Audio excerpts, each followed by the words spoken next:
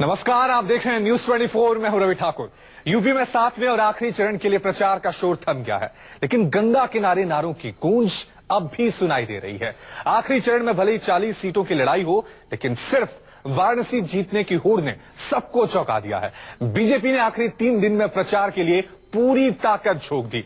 PM ने 3 दिन खुद धुआंधार प्रचार किया। राहुल और अखिलेश ने काशी में सुपरहिट रोड शो किया। आखिर क्यों मचा काशी में ऐसा कोहराम? देखिए बनारस का रहस्य।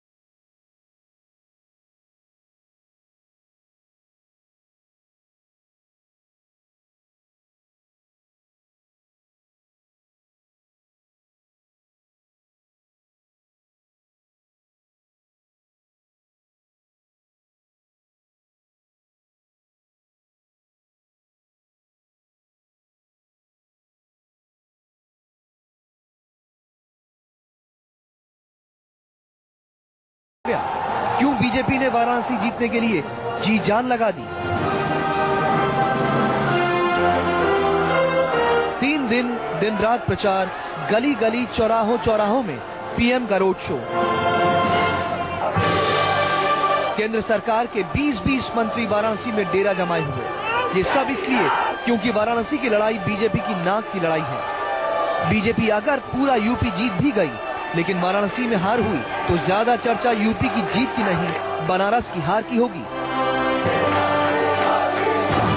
क्योंकि ये पीएम का संसदीय क्षेत्र है, विपक्ष को ये कहने का मौका मिलेगा कि खत्म हो गई मोदी की लहर।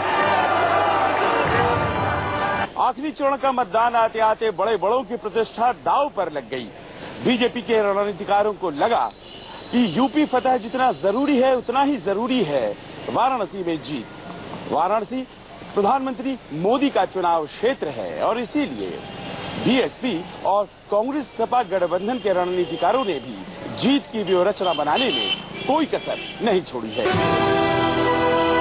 2017 यूपी विधानसभा के नतीजे 2019 लोकसभा चुनाव का रास्ता तय करेंगे। अगर बीजेपी को इस चुनाव में पीएम मोदी की संसदीय सीट पर ही हार का सामना करना पड़ा तो 2019 के लोकसभा चुनाव में पीएम की राह में कांटे बिछ सकते हैं। लेकिन अगर वाराणसी जीत गए तो यही नतीजे पीएम की राह में गलीचे का काम करेंगे। उत्तर प्रदेश के चुनाव 2017 में भले हो रहे हों, लेकिन इसके नतीजे 2019 के लोकसभा चुनाव में प्रधानमंत्री नरेंद्र मोदी की राहों में या तो कांटे बिछा देंगे या मखमली गलीचे। इस बात का एहसास प्रधानमंत्री नरेंद्र मोदी को था, इसीलिए उन्होंने बनारस में कोई कोर कसर नहीं छोड़ी, ताकि जिस दिन यानी 11 मार्च को जब यूपी चुनाव के नतीजे आए तो उनको पछताना न पड़े। वाराणसी वो शहर है जिसे पूर्वांचल का केंद्र कहा जाता है। सांस्कृतिक दृष्टि से इसका जितना महत्व है, राजनीतिक दृष्टि से उससे कम नहीं। यही सोचकर प्रधानमंत्री नरेंद्र मोदी ने साल 2014 में यहां से चुनाव लड़ने का फैसला किया और उस सोच के पीछे जो रणनीति थी वो जबरदस्त कामयाब भी हुई थी। मोदी की लहर ने पूर्वांचल के जाति मिथक को तोड़ दिया। पूरा पूर्वांचल जातियों की राजनीति में उलझा रहता है, लेकिन 2014 के लोकसभा चुनाव में हर विधानसभा सीट में आगे रहकर बीजेपी ने इस मिथक को तोड़ दिया। दरअसल वाराणसी इस बार पूर्वांचल का बड़ा पॉलिटिकल सेंटर सिर्फ इस वजह से नहीं बना है कि नरेंद्र मोदी वाराणसी से सांसद और देश के प्रधानमंत्री हैं, बल्कि सभी राजनीतिक दलों की सोशल इंजीनियरिंग की असली परीक्षा भी अब यही होनी है। जिन सीटों पर मतदान होना है, उन सीटों में कई जगहों पर अगले पिछड़े और कई जगहों पर दलित अगड़े और पिछड़ों का गठजोड़ सफलता के संग है। लिहाजा सभी राजनीतिक दलों ने वाराणसी में अपनी पूरी ताकत लगाई है, क्योंकि सभी इस बात को बखूबी जानते हैं कि वाराणसी से निकला कोई भी राजनीतिक संदेश समूचे पूर्वांचल में अपना असर जरूर दिखाता है। पिछले 30 सालों में वाराणसी बीजेपी का गढ़ रहा है, लेकिन इस बार राहुल अखिलेश के गठबंधन ने समीकरण थोड़े बदल दिए। बीजेपी की राहत थोड़ी मटमैली हो गई। इसकी एक झलक वाराणसी में 2 दिन पहले हुए राहुल अखिलेश के रोड शो में दिखी।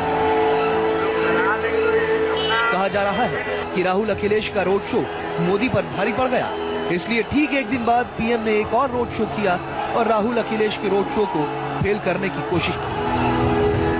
भी प्रधानमंत्री जी को एक शहर में 3 दिन और 3 रात नहीं देखा है, तो उसका मतलब है कि भारतीय जनता पार्टी हार रही है और हारने वाले को कहीं डूबते को तिनके का सहारा मिल जाए कि कहीं कुछ न कुछ सीट तो मिल ही जाए। आए हैं गुजरात से, यहाँ के धरती पुत्रों को ललकारते हैं वो।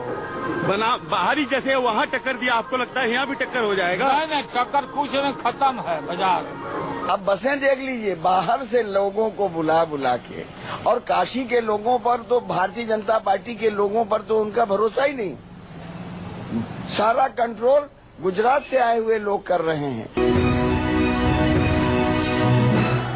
सूत्रों के मुताबिक बीजेपी को ऐसा आभास हो रहा है कि पहले 5 चरणों में उसे उतनी सीट नहीं मिलेंगी जितनी बीजेपी को उम्मीद थी। यही वजह है कि बीजेपी ने 6ठे और 7वें चरण में अपनी पूरी ताकत झोंक दी, वाराणसी को चुनाव का हेडक्वार्टर बना दिया।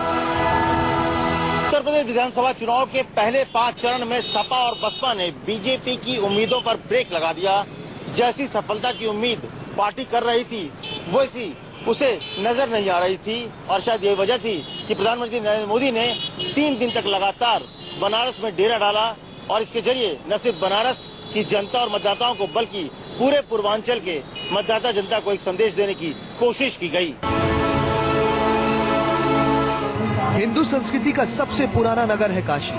उस काशी में भोले का बसेरा है, गंगा की लहरें हैं जिन पर रची बसी है हिंदुओं की आस्था, और इसी आस्था की डोर से बंधी है बीजेपी की सियासत। अगर हिंदुओं के शहर में भगवा झंडा नहीं फहरा तो ये बीजेपी की सियासत का सदमा साबित हो सकता है। इसलिए वाराणसी जीतना बीजेपी के लिए उस वक्त सबसे बड़ी चुनौती है। अमित कुमार, अशोक तिवारी और राजीव रंजन के साथ संजीव त्रिवेदी, न्यूज़ 24 वाराणसी। वाराणसी बीजेपी का गढ़ है। 2014 लोकसभा चुनाव में मोदी की लहर के आगे सारे समीकरण धरे के धरे रह गए, लेकिन यह विधानसभा चुनाव बीजेपी के लिए उतना आसान नहीं है। बीजेपी की तैयारी लोकसभा चुनाव जैसी लहर दोहराने की है, लेकिन इस बार हालात बदल चुके हैं। भीतरघातियों के हौसले बुलंद हैं। राहुल अखिलेश के गठबंधन ने भी सारे समीकरण बदल दिए हैं।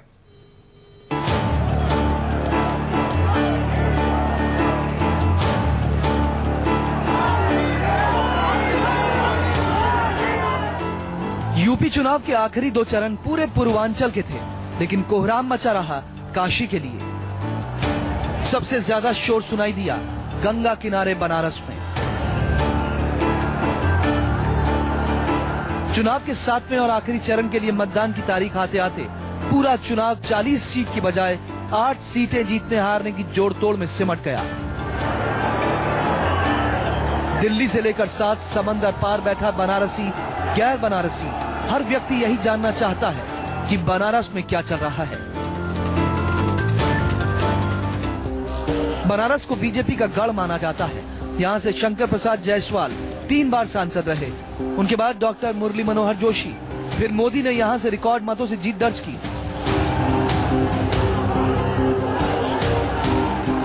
लोकसभा के आंकड़े भले ही बीजेपी के पक्ष में रहे, लेकिन पिछले विधानसभा की तस्वीर कुछ अलग है। 2012 के विधानसभा चुनाव में मतदाता कुछ बटा हुआ रहा। बीजेपी को 3, एसपी को 2, बीएसपी 2 और कांग्रेस को 1 सीट मिली। इस बार भी बीजेपी की राह आसान नहीं है। ऐसा इसलिए क्योंकि इनमें से 2 सीटों पर मौजूदा विधायकों को टिकट नहीं दिया गया, और नेताओं की तमाम कोशिशों के बावजूद यहाँ पार्टी कार्यकर्ताओं की नाराजगी दिखती है। काशी जो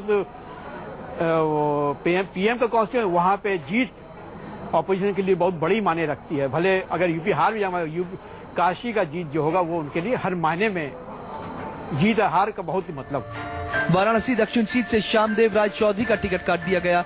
श्यामदेव राय चौधरी 1989 से चुनाव नहीं हारे थे। प्रधानमंत्री को इतना समय यहाँ नहीं देना चाहिए कि राष्ट्र के प्रधानमंत्री हैं, उनके आगे और भी प्रायोरिटीज हैं। जहाँ और अंतर्राष्ट्रीय मुद्दे हैं, वहाँ एक राज्य के चुनाव को लेकर के इस तरह की चीज जो है वो पहली बार देखने को मिल रही है। टिकट बंटवारे के अलावा बीजेपी के सामने वाराणसी में कई और चुनौतियां हैं, जिन बातों को सुन सुनकर वाराणसी की जनता ने मोदी को प्रधानमंत्री का ताज पहनाया। वो वादे सिर्फ वादे रह गए, वो कई वादे आज भी अधूरे हैं। काशी को क्योटो बनाने का सपना सपना रह गया। रिसर्च करने क्योटो गए सारे अधिकारियों का ट्रांसफर हो गया। नमामि गंगे प्रोजेक्ट रुका हुआ है। गंगा की दुर्दशा आज भी जस की तस है। अब तक कोई बड़ा संयंत्र वाराणसी में नहीं लगा। शहर की सड़कों का बुरा हाल है। ट्रैफिक की समस्या बदतर है। पीएम का क्या चेंज कर पाते हैं कि नहीं लोग वहाँ पे है कि उन्होंने कुछ किया नहीं बनारस के लिए। क्योटो शहर बनाना था उनको, बहुत सारी चीजें थी जो नहीं हुई। लोग अभी भी गंदे हैं, नाले अभी भी गंगा में जा रहे हैं, तो बहुत चीजें हैं जो। बनारस में बीजेपी की एक चिंता वोटिंग प्रतिशत भी है। छठे चरण की 49 सीटों पर सिर्फ 57.3% मतदान हुआ। बीजेपी को लगता है कि अगर कम वोटिंग हुई तो नतीजे उसके खिलाफ जा सकते हैं। पार्टी के रणनीतिकार मानते हैं एसपी और बीएसपी के कैडर मुसलमान, दलित और यादव वोटर जमकर वोटिंग करते हैं, लेकिन बीजेपी समर्थक माने जाने वाले अगड़ी जातियों के वोटर, गैर यादव और ओबीसी वोटर उस तरह की वोटिंग नहीं करते। इसलिए पीएम मोदी खुद बार बार भारी मतदान की अपील करते नजर आए। क्या भारी मात्रा में मतदान करें, अपना दल भारतीय समाज पार्टी, भारतीय जनता पार्टी, इन तीनों के उम्मीदवारों को भारी बहुमत से विजयी बनाए। उत्तर प्रदेश चुनाव में सबसे प्रतिष्ठा की सीट है वाराणसी। पूरे पूर्वांचल के चुनाव प्रचार का संचालन काशी से हुआ, क्योंकि जो पूर्वांचल जीतेगा वही होगा यूपी का सिकंदर। संजीत त्रिवेदी और राजीव रंजन के साथ वीरेश पांडे, न्यूज़ 24, वाराणसी। वक्त हो गया एक छोटे से ब्रेक का, लेकिन ब्रेक के उस पार हम आपको दिखाएंगे सोनीपत में हुए दर्दनाक हादसे की तस्वीरें।